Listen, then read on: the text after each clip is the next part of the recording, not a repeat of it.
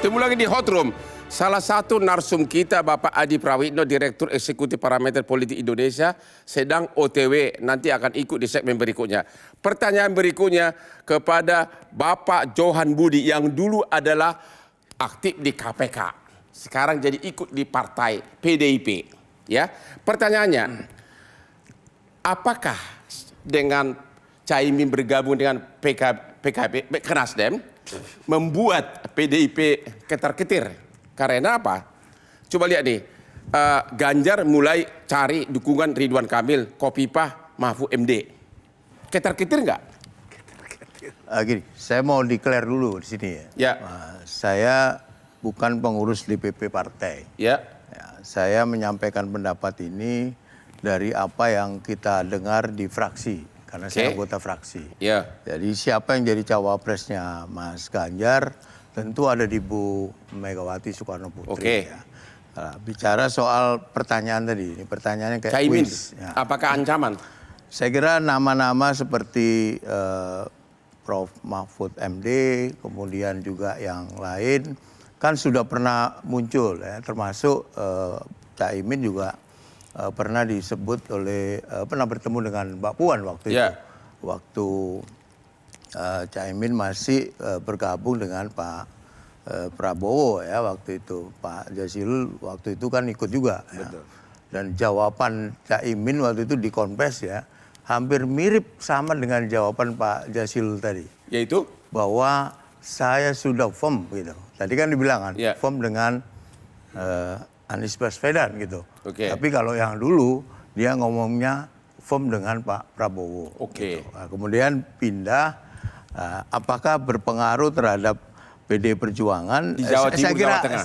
Saya kira enggak. Kenapa? Gini, saya enggak itu begini. Saya kira tidak ada pengaruh dalam konteks pemilihan cawapresnya Mas Ganjar ya. Jadi Mas Ganjar kalau tadi ini judulnya kan memperebutkan suara. Iya, dari segi suara ancaman enggak? Caimin gabung saya kira enggak. Saya kira enggak. Kan kemasannya kan banyak di Jawa Timur, Jawa Tengah. Iya kan tidak semua NU ke Caimin. Oh, Caimin. Tidak semua NU yang berafiliasi ke Caimin. Ada NU Gus Dur. Dari mana saya menyimpulkan ini? Saya dari puzzle-puzzle ya, statement-statement seperti yang disampaikan oleh statementnya Gus Yahya misalnya, Ketua PBNU. Ya, Ketua PBNU itu kan NU juga, malah struktural kan. Artinya apa? Artinya bahwa ketika Caimin ke Mas Anies itu tentu tidak ada pengaruhnya terhadap Mas Ganjar terkait dengan hubungan dia dengan NU gitu.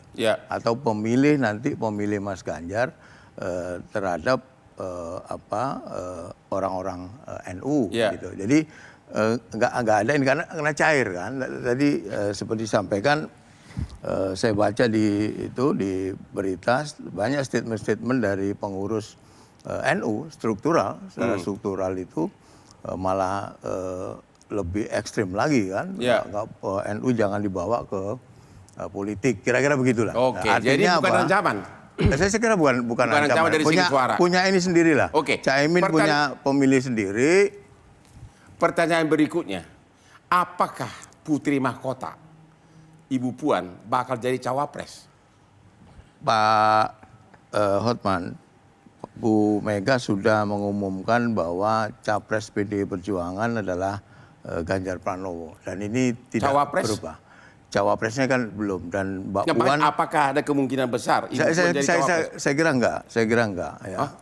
Sekali lagi waktu itu Mbak Puan oleh Bu Mega kan ditunjuk sebagai ketua tim pemenangan ya, dan beberapa minggu kemudian dari statement-statementnya Mbak Puan itu kan waktu pertemuan di Gelora Bung Karno misalnya, kan dia mengajak Mas Ganjar untuk berpidato kan. Artinya apa? Artinya sepenuhnya Mbak Puan juga mendukung Mas Ganjar sebagai capres. Tapi cawapres kemungkinan besar bukan Ibu Puan. Sekali lagi saya melihatnya dari sisi di fraksi, saya kira nggak mungkin. Nggak mungkin. Oke, sekarang Gerindra, Bapak kita Habibur Rahman. Itu Pak Prabowo akhir-akhir ini ketemu Ridwan Kamil, Kofifah Mahfud MD.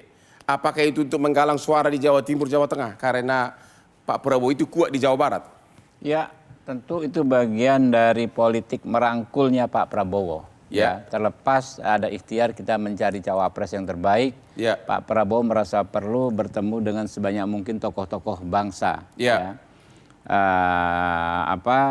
Yang diberitakan ada, yang nggak diberitakan pun ada. Pak Prabowo ketemu tokoh-tokoh bangsa. Artinya memang itulah dari dulu apa yang dilakukan Pak Prabowo selalu membuka komunikasi dengan semua pihak.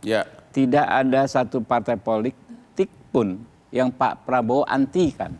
Tidak ada satu tokoh politik pun yang Pak Prabowo anti. Jadi beliau bisa ketemu, yang paling kanan bisa ketemu, yang paling kiri bisa ketemu. Bahkan beliau berkata, kita ini kalau bisa ya, yang orang jauhi misalnya dianggap terlalu kanan, kita rangkul supaya ke tengah.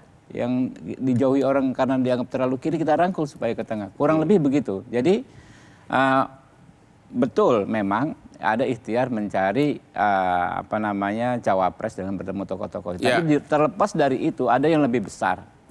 Ada gagasan yang lebih besar dari Pak Prabowo itu soal persatuan nasional. Nah itu yang di-endorse Pak Prabowo. Pertanyaan berikutnya, kan di pasaran itu calon wapres dari Prabowo ada yang bilang Erick Thohir, ada yang bilang Gibran.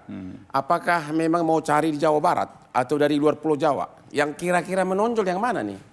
Ada di Bapak pribadi dulu, bukan suara partai. Ya, jadi kita juga bertanya ke Pak Prabowo tiap di acara internal partai Gerindra. Kami pun sering ada semacam taklimat kan, beliau kumpulkan kami para anggota DPR dan DPP.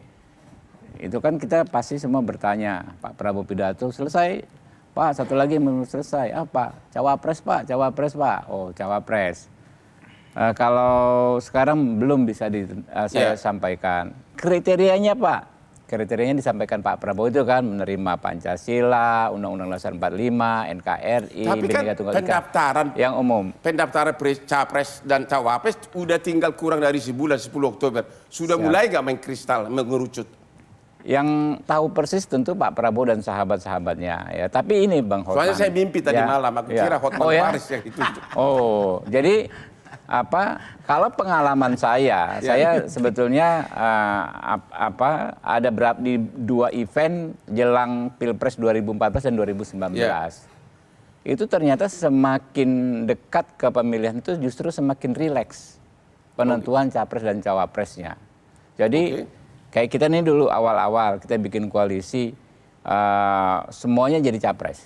Ya kan ada 3 koalisi, 3 partai misalnya masing-masing isinya semuanya capres. Lambat laun capresnya mengerucut, capresnya ke beberapa orang.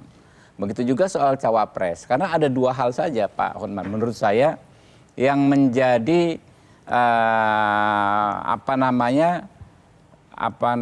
faktor kenapa orang ingin posisi itu. Yang pertama soal kotel efek, ya kan? Orang tentu sangat mengharapkan efek. Jadi sampai hari ini belum tahu kapan soal diumumkan. Power sharing. Belum 2 hal tersebut. Ya, belum tahu ya. Itu yang menurut saya nggak mutlak, nggak absolut ya. Tidak bisa diatasi tanpa singkat aja, Pak, PDIP kapan mengumumkan cawapres? Itu pertanyaan yang saya nggak bisa jawab. Terima kasih, kita istirahat lagi. Sama-sama belum ada yang jawab. menjawab. Semoga malam ini semua memilih Hotman Paris. Jelajahi cara baru mendapatkan informasi. Download Metro TV Extend sekarang.